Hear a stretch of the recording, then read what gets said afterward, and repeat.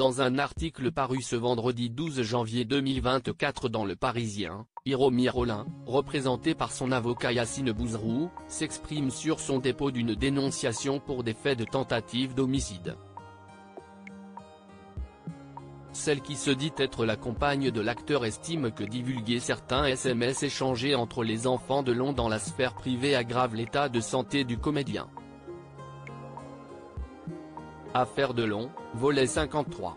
Depuis quelques jours, les enfants du clan Delon se font la guerre après avoir été ligués pour défendre leur père face à Hiromir Olin, qu'ils accusaient de harcèlement moral, détournement de correspondance ou encore violence sur personnes vulnérables et abus de faiblesse dans une plainte. Récemment, Anthony Delon a porté plainte cette fois-ci contre sa sœur Anouchka. Il l'accuse notamment de ne pas l'avoir informé des résultats de tests cognitifs échoués par leur père, victime d'un AVC en 2019. Depuis, c'est le grand déballage public entre les enfants du clan Delon.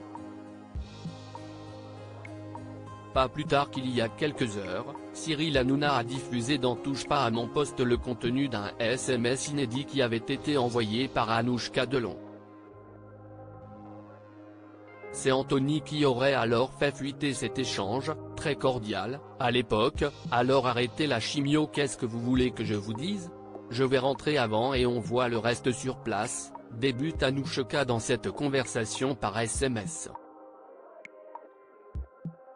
Je suis parti depuis une semaine, je pars, il allait bien, et là je suis ici et à vous entendre c'est la merde donc je rentre, lâche-t-elle. Des échanges SMS hallucinants ce vendredi 12 janvier 2024, Hiromir Olin a réagi à ce déballage public via son avocat Yassine Bouzrou.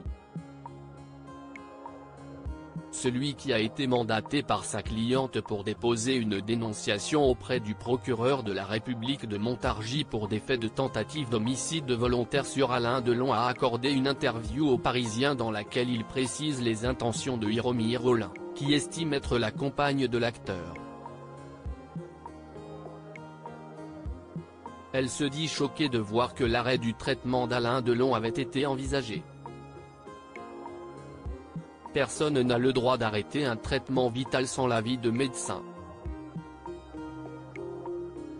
En agissant ainsi, il ne pouvait pas ignorer que cette décision était lourde de conséquences et pouvait gravement détériorer l'état de santé d'Alain Delon, voire entraîner sa mort, réagit l'avocat.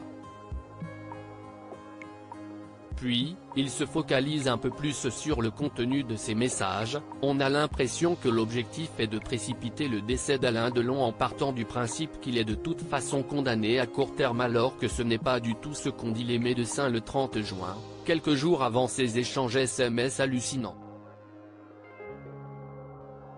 Une histoire familiale qui s'embourbe.